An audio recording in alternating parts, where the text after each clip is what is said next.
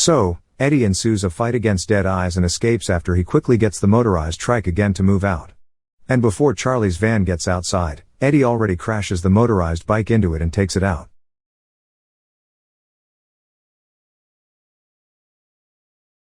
The movie begins with a former Marine Corps Delta captain named Eddie Deacon. He's currently sitting in the driver's seat while ruminating. Then, after a few seconds of thinking, Eddie takes his keys and gets outside his car. Unfortunately, Eddie's trying to look for a job, hoping that he can find another job to sustain his family's needs. Afterward, Eddie walks toward the administrator's office to begin his interview, in which Eddie first introduces himself as a former 3rd Battalion in the 5th Marines from his division. Eddie then says that he deployed 3 times on 3 consecutive tours. Despite telling the administrator that Eddie can do anything they want him to do, the administrator informs Eddie that they don't have anything that matches his skill set. Unfortunately, Eddie fails to get a job he applied for as the administration says it was already filled a week ago. Due to his retirement from the Corps, Eddie has been unable to find a decent job for a year. However, he also grew distant from his wife and daughter because of his eagerness to get a job. Frustrated, Eddie walks out and returns to his car when suddenly the administrator follows him, telling him that Eddie can start on his job tonight. At first, she hesitates to get Eddie in because his psych evils that it fails to tick despite showing that he passed on it. So, Eddie gives thanks to her as he gets the paper. Meanwhile, a U.S. Marshal reports about the vehicle they're going to use, saying it's all-wheel drive, armored, and serviced last week. Afterward, the U.S. Marshal convoys leave their security base to transport the little girl named Jamie. Then, later at night, the U.S. Marshal agent talks through a phone call, reporting that their convoy is not getting into Cedar City for another hour due to the rainstorm when suddenly the call dropped. So, he orders Bree to check her phone, only to find out they both lost the signal because of the storm. However, one of the U.S. Marshals suddenly notices a group of vehicles behind them, so he asks their chief security officer if the 1A is supposed to be locked down. Eventually, they get ambushed by professional which are heavily armed mercenaries.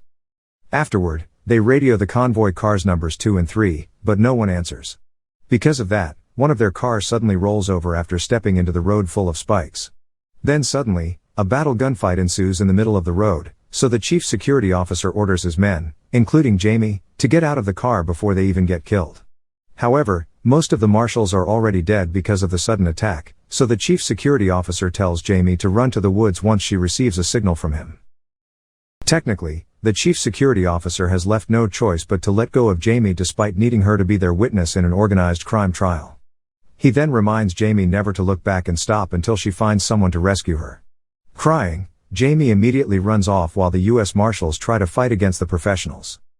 After the gunfight, the boss orders his men to clean up the mess on the road. Unfortunately, none of them survives, even the chief security officer. On the other hand, Eddie takes his rest at the motel before leaving for his midnight shift.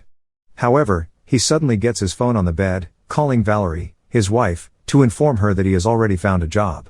Eddie then promises Valerie that he will return home after working through some stuff when suddenly Valerie opens up about their daughter, Sylvie, asking about Eddie's condition. So, Eddie immediately drops the call after telling Valerie to inform Sylvie that he loves her.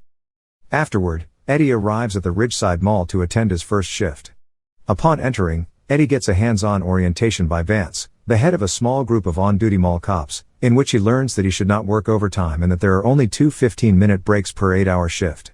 While listening, Vance leads him towards the command HQ, showing Eddie his corner cubby that they set up for him.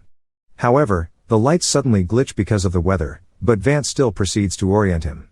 Afterward, Vance introduces the overnight crew to Eddie, mentioning the names of Mason, Ruby, and Johnny as part of his team. Then, after giving Eddie his uniform, Vance begins touring him to the 5 zones of the mall. Eventually, Vance asks if Eddie's got a question because he already has shown him the facilities around the mall. So, Eddie asks about the riot barricades, tasers, and a 5-person night crew for a mall that is not relatively safe to be protected because of the olden look of the building. So, Vance stops him and answers Eddie's question to assure him that they can carry it all, even if there are only 5. Afterward, Eddie starts patrolling around the mall when suddenly the lights glitch again because of the rolling thunder. So, Eddie turns on his flashlight when suddenly Vance radios him about his situation. Eddie then asks if the security cameras have backup power, so Vance assures him by saying that they got it under control. However, even before Vance fixes the power, the electricity activates again, so he radios Eddie to move on out because he's good to go. Afterward, Eddie continues patrolling when suddenly he sees Jamie outside crying and seeking help. So, Eddie radios Vance that she's going to let her enter the mall without waiting for his permission to open the door. As Jamie enters the mall, she immediately tells Eddie that the mercenaries are coming. Suddenly, Eddie watches Jamie passing out, so he quickly carries her as he also gets curious upon knowing who's the people she's talking about. Afterward, Eddie brings her to the command HQ while ordering Johnny to call the police when suddenly Mason sees from the CCTV that a man is coming to the mall. Little do they know, it's the mercenaries' leader, Charlie, posing as her father to gain access to her. Unconscious, Vance orders Johnny to bring down Jamie when suddenly Eddie stops him from giving Jamie to Charlie. Eddie then says Jamie tells him someone is after her, assuming it's Charlie. But Vance refuses to believe him and tries opening the door while Eddie starts interrogating Charlie by asking why Jamie's running away in the middle of the night. Later, Johnny arrives with sleeping Jamie as Eddie informs Charlie that she got cuts and scrapes on her arms but is still okay. However, Vance is still not done unlocking the padlocks, and Eddie's still trying to interrogate him. Because of that, Jamie eventually wakes up and frantically screams to get away from him. Instead of letting Charlie get Jamie, Vance immediately closes the door again, ordering Johnny to get Jamie. Unfortunately, the ruse subsequently fails to get Jamie from the crew, so Farrell brings a money box to offer them cash in exchange for turning Jamie over to them. The cash contains $1.25 million in unmarked and untraceable American currency, and Charlie tries convincing Vince to accept it, but Eddie stops him from letting Charlie in. Because of that, Charlie threatens Vance by letting Vance choose between two options, giving Jamie to them in exchange for cash to get rich or every last one of them dying horribly, and nobody will get rich. So, Eddie immediately orders Vance to step away, but Charlie is too eager to get Jamie. So, he gives Vance consequences once he steps back, saying that he knows there are only 5 cops in the mall armed with tasers and zip ties, and they have no cell signal or outside lines in the case that they haven't noticed. So, it would be hard for them to keep Jamie alive because they can't also keep the mercenaries out. So, Vance agrees and tries letting Charlie in when suddenly Eddie stops him by hitting his head against the door. Leaving him no choice, Charlie walks away to prepare to storm the mall. Afterward, Charlie orders his men to search and position themselves off the roads. Technically, Charlie sets a perimeter over the parking lot and all radios on the secure band. On the other hand, Eddie finds Jamie inside the mall and convinces her to trust someone like him. Eddie then starts talking about his daughter, the same age as her. However, Jamie appears with a gun pointing at Eddie's back, ordering him to get her some dry clothes and food. So, Eddie immediately takes the gun from her after Jamie lets him turn around. Afterward, Jamie says that Eddie should protect her at all costs so that she can give her trust to him. Luckily, Eddie deals with Jamie, and they go to the command HQ to let others know about Jamie's condition. Shocked, Mason realizes that Jamie's a witness from the case of 666, the gang. Mason then says that Jamie's father was the money man for a cartel until he got the brilliant idea to help the feds build a case against them. Because of that, Jamie's father got killed while Jamie witnessed everything that happened to her father. Jamie is supposed to testify against the people who killed her father. However, they suddenly see the mercenaries scattering through the CCTV all over the parking lot. So, Eddie and Vance take Jamie to a storage room to keep her safe, and Eddie gives her a radio to keep in touch with them, including a flashlight and water to keep herself hydrated while waiting. Before leaving, Eddie gives Jamie a key, ordering her to lock the storage room and never open it no matter what she hears. Afterward, Eddie and the guards watch the mercenaries disabling their cars through the CCTV. Frightened, Mason attempts to leave to save himself, but Eddie stops him and says his fear will get him killed because Charlie is an expert and a high-dollar contractor. So, Mason favors Eddie to reveal his plan so he can take action and gets home safely after taking them down. Afterward, Eddie and the guards begin their plan by letting Mason and Johnny team up as they make other traps to defend them all. Technically, Eddie plans on using available weapons to protect themselves. On the other hand, Charlie signals Farrell to attack while one of his men attempts to destroy the door by crashing the car. So, Eddie begins throwing their first weapon, the gas, to fire the door so that Charlie and the mercenaries won't be able to enter. Afterward, they all return inside when suddenly Vance gets attacked by Farrell and almost gets himself killed, but Ruby eventually saves him. Afterward, Vance explains what's going on by telling her they should buy Charlie and the mercenaries a time and take as many of them as possible. Then, after sharing his idea, Eddie orders Ruby to hide in the perfume store while Vance will go to the kitchen wares as they will be the first line of defense. As for Mason, Eddie puts him in the home and garden store to be the lookout while Johnny is going to make homemade bombs. Luckily, Eddie and the guards succeed after killing quite a few mercenaries upon entering the mall with Charlie, who occupies the command HQ. However, Ruby gets mortally wounded while aiding Vance's escape, allowing the 3 mercenaries to shoot her.